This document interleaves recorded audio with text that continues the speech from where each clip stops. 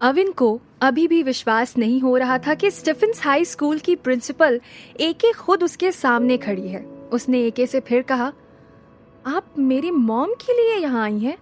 मुझे तो विश्वास ही नहीं हो रहा। एके मुस्कुराते हुए बोली, लोग मुझे जितना खड़ूस समझते हैं उतनी मैं हूँ नहीं। वैसे तुम्हें मेरे यहाँ आने से अच्छा नहीं लगा तो मैं वापस चली जाती हूँ। ये सुन अविन जल्दी से बोला, अरे नहीं नहीं, मेरे कहने का वो मतलब नहीं था। एके ने हंसते हुए कहा, तो तुम्हें मेरे यहाँ आने से विश्वास क्यों नहीं हो रहा है? क्या तुम भी मुझे दूसरों की तरह खड़ूस समझते हो? अविन ने मन ही मन सोचा, अब इन्हें क्या हो गया है? ये स्टीफेंस हाई स्कूल की प्रिंसिपल आयरा कोहली ही है या उसकी कोई हमशक्ल? अविन ने एके को कोई रिएक्शन नहीं दिया तो एके ने फिर से कहा, लगता है तुम्हें सच में मेरा यहाँ आना अच्छा नहीं लगा। ठीक है, मैं वापस चली जाती हूँ। ऐसा कहते ही एके पीछे मुड़ी तो अविन ने हकलाते हुए कहा, न न न नहीं एके, आपका यहाँ आना मेरे लिए बहुत ही सरप्राइजिंग मोमेंट है। मुझ जैसे छोटे से टीचर के लिए ये बहुत बड़ी बात है।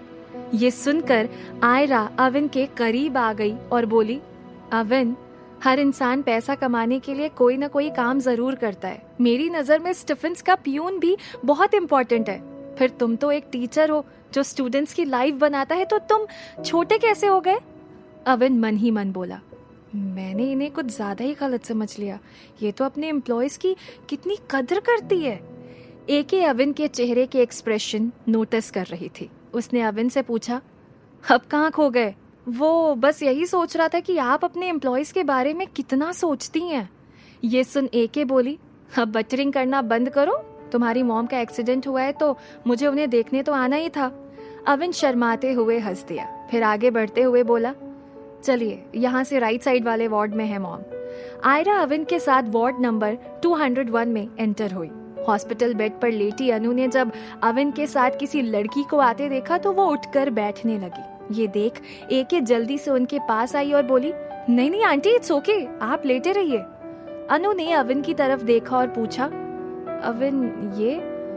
वो अपना सवाल पूरा करती उससे पहले ही अविन बोला, मॉम, ये हमारे स्कूल की प्रिंसिपल है एके।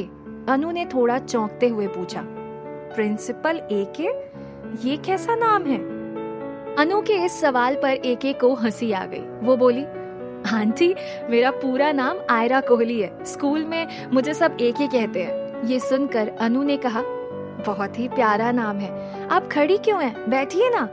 आयरा बेड के पास रखे स्टूल पर बैठ गई। तभी अविन बोला, आप मॉम से बातें कीजिए, मैं अभी आता हूँ। अनु उससे बोली, जल्दी आना अविन, और हाँ, आते हुए इनके लिए कॉफी भी लेते आना। उसी के लिए जा रहा हूँ मॉम। ये बोल अविन जा ही रहा था कि एके ने उससे कहा, उसकी कोई जरूरत नहीं है अविन। फिर एके ने फ्रूट्स का बैग अनु को देते हुए कहा, ये आपके लिए।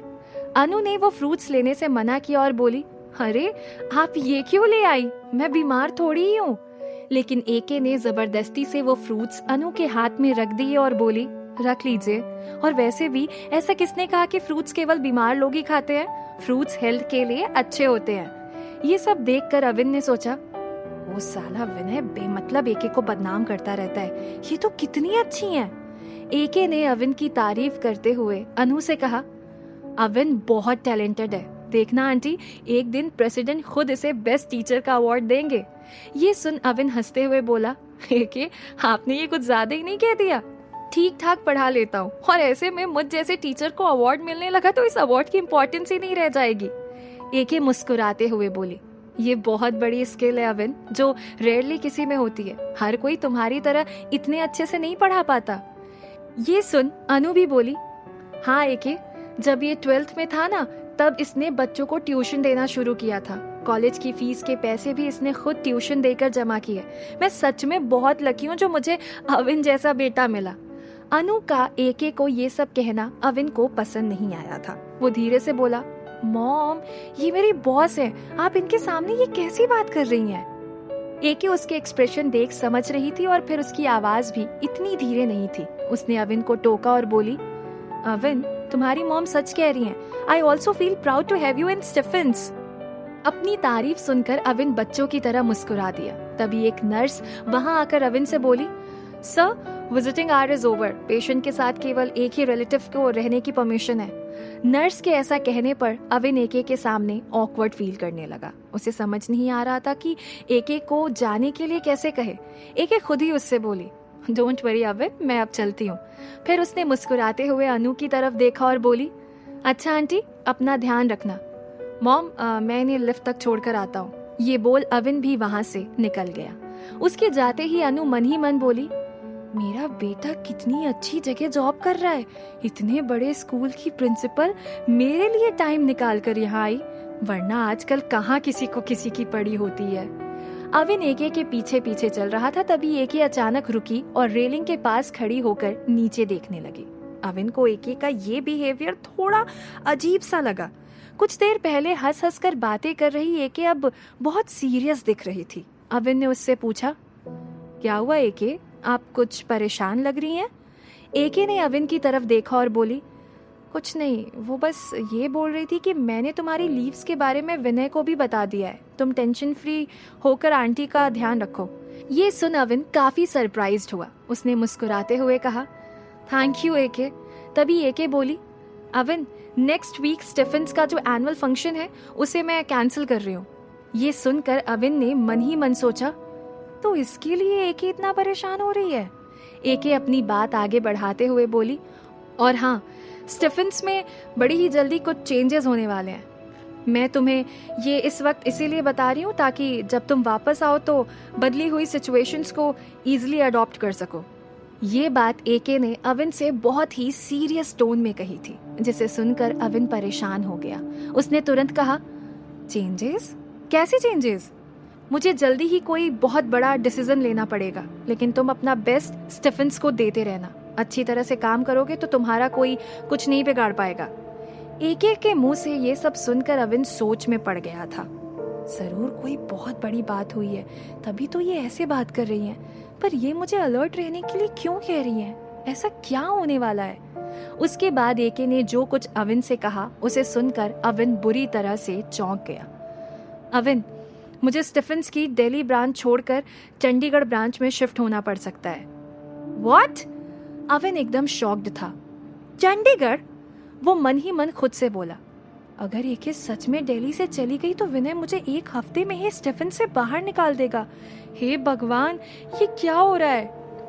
एके ने अविन के चेहरे के एक्सप्रेशन नोटिस किए और उसके और करीब आकर बोली, तुम टेंशन मत लो अविन, मेरे जाने से तुम्हारी जॉब पर कोई खतरा नहीं होगा। इसकी श्योरिटी मैं तुम्हें देती हूँ। ये सुनकर अविन ने धीरे से कहा, थैंक यू एके। वैसे आप चंडीगढ़ कब शिफ्ट हो रही हैं? एके ने और भी ज्यादा सीरियस टोन में कहा, पता नहीं, लेकिन मैं आज रात ही चंडीगढ़ जा रही हूँ। स्टीफेंस एजुकेशन ट्रस्ट के सबसे ओल्ड चेयरपर्सन मिस्टर विशाल भार्गव की कंडीशन इस वक्त बहुत क्रिटिकल है। मैं उनकी स्टूडेंट भी रह चुकी हूँ। मिस्टर भार्गव को अगर कुछ हो गया तो ये स्टीफेंस एजुकेशन ट्रस्ट के लिए बहुत बड़ा लॉस होगा और उसके बाद मुझे हमेशा के लिए चंडीगढ़ शिफ्ट होना पड़े।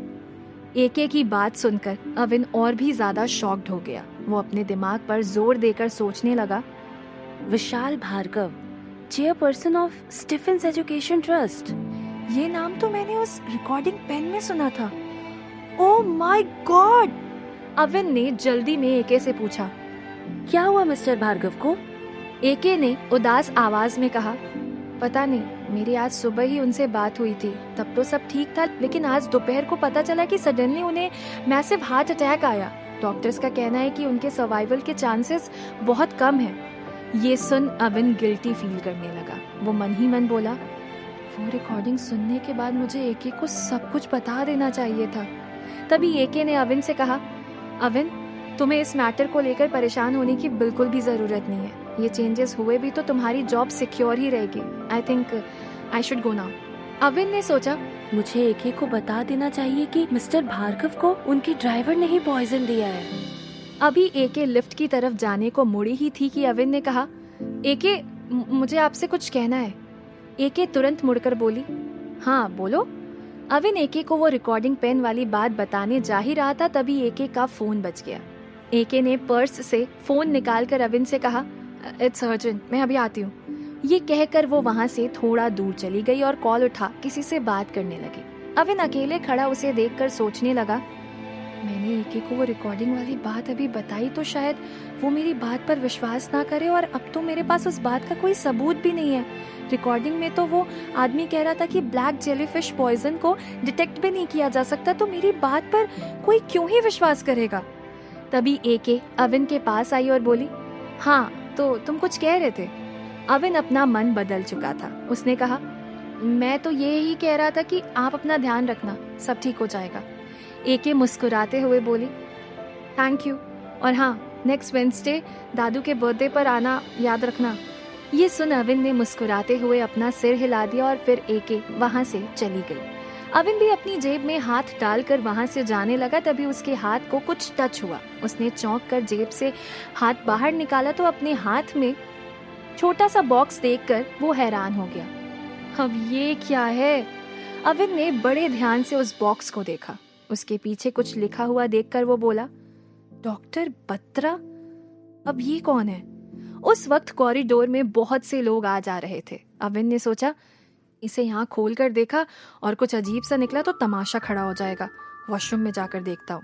अविन वो बॉक्स लेकर तेजी से वॉशरूम की तरफ चला गया। अंदर जाकर जब उसने वो बॉक्स खोला तो उसमें 3 छोटी कांच की बोतल रखी हुई थी, जिसमें डिफरेंट कलर के पाउडर भरे हुए थे। ये देखकर अविन शॉक्ड हो गया। अब ये कौन सी बला है? इसका क्या करूं मैं? क्या मिस्टर भार्गव बच पाएंगे? क्या सच में एके चंडीगढ़ शिफ्ट हो जाएगी? ये डॉक्टर बत्रा कौन है?